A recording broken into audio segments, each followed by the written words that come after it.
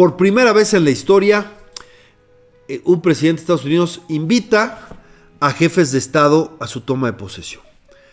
Lo que se acostumbraba, era una tradición, no está en ninguna ley, pero era una tradición, el protocolo, es que no se invitaba a ningún jefe de Estado y que asistían las representaciones diplomáticas a la asunción, ¿no? Ese era el mecanismo más o menos, que llevaba muchos tiempos, quizás para no verse en la necesidad de discriminar a qué jefes de Estado invitaban y a quién no.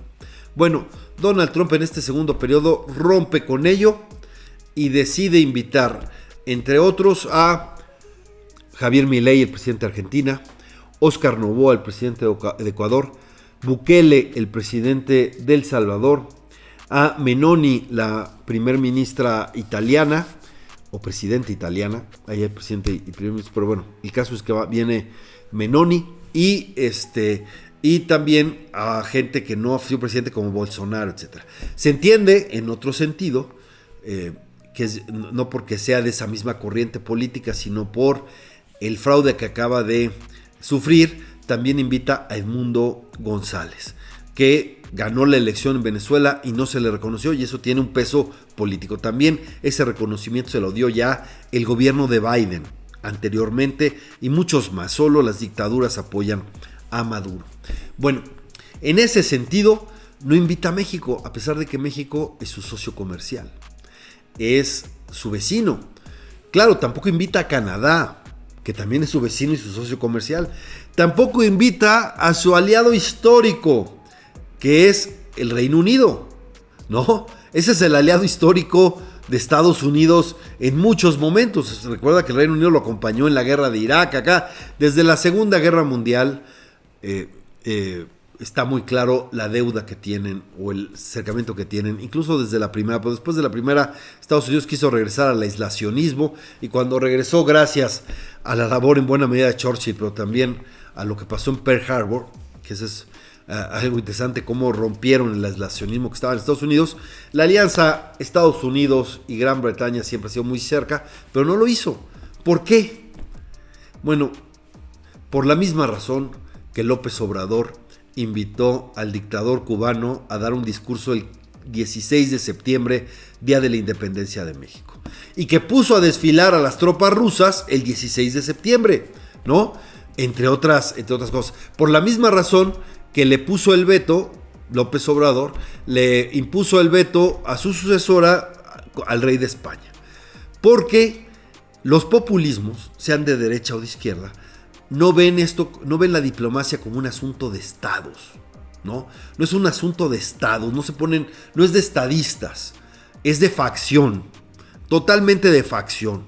El que es del gobierno es el dueño del estado, y esa es mi facción, y esa ve por los intereses de esa facción. Y cuando además es el líder populista el que está al frente, pues bueno, la megalomanía manda, ¿no?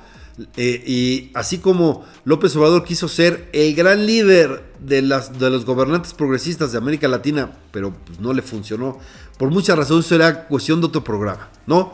Cómo fue fracaso tras fracaso en eso. Pero Donald Trump sí va a tener éxito en ser el líder de su corriente política, que es de extrema derecha, así le dicen otros, o algunos llaman derecha libertaria, ¿no? Esa es la corriente que quieren encabezar, y Donald Trump invita a sus amigos, a sus afines ideológicamente, salvo estas excepciones que puede haber, como invitó al presidente de China, que es su contrincante, como un asunto político. Por supuesto, el chino dijo, yo no voy, ¿no? No tenía caso, pero esa invitación responde a otras cosas, y también la de Edmundo González. Pero en buena medida muchos de estos invitados, sobre todo los jefes de Estado, tiene que ver con su corriente política. Él sí va a liderar esa corriente política. Estamos viendo cómo Elon Musk está haciendo campaña abierta en Alemania a favor de la ultraderecha alemana. Lo que significa eso. O sea, a los herederos de los nazis. Eso es lo que significa la extrema derecha en Alemania. Bueno, Musk los está impulsando abiertamente, y en otros lados también, y eso está generando unas tensiones muy fuertes allá. Pero creo que la apuesta de Donald Trump es ser el líder de esta internacional que va a ser. Hay un cambio aquí, y lo vio muy bien Jesús Silva Herzog. El primer Donald Trump era aislacionista, ¿no? Él quería, le importaba lo que pasaba en Estados Unidos, no le importaba el mundo, realmente.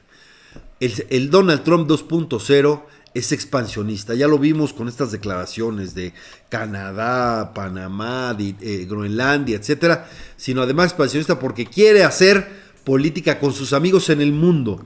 Ya no está viendo solo Estados Unidos como punto y final. Ya no es el aldeano que era en su primer periodo. Ahora es expansionista, es imperialista y por lo tanto, creo que también peligroso. Por supuesto, hay cosas que hay que hacer. Miren, yo sé que muchos mexicanos, incluyéndome yo, estamos hartos del crimen organizado, de cómo han avanzado el crimen organizado. Es peligrosísimo. Es la renuncia del Estado. La primer pérdida de soberanía de México es frente al crimen organizado que ha extendido sus dominios. En eso estoy totalmente de acuerdo, ¿no? Y es esto. Y, por supuesto, que el Estado mexicano tiene que actuar contra ellos. Y muchos ven que si el Estado mexicano no actúa contra ellos, pues que actúe cualquiera, a pesar de las implicaciones. De ese tamaño está y no es para menos, dado el empoderamiento que tienen los cárteles que gracias a los abrazos no balazos se empoderaron como nunca. El régimen los convirtió en aliados electorales y están hasta la cocina. Eso sí es cierto, ¿no?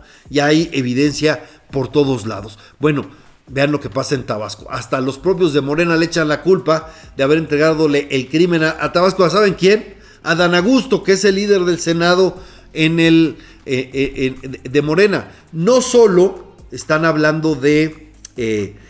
no solo ellos, estoy diciendo que esto viene desde la fuga de información del ejército con los de Guacamaya.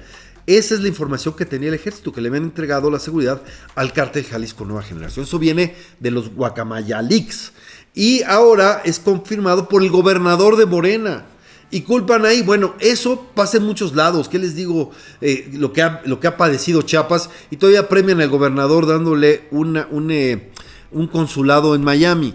Y lo de Sinaloa, bueno, ese es el escándalo mayúsculo, que esté ahí y que todavía lo estén arropando y le griten, no está solo a un gobernador que pues fue electo en buena medida por esta operación del crimen organizado, como ha sido ampliamente documentada. Incluso se llevaron todos los documentos y las pruebas a la OEA y a otras instancias. Bueno,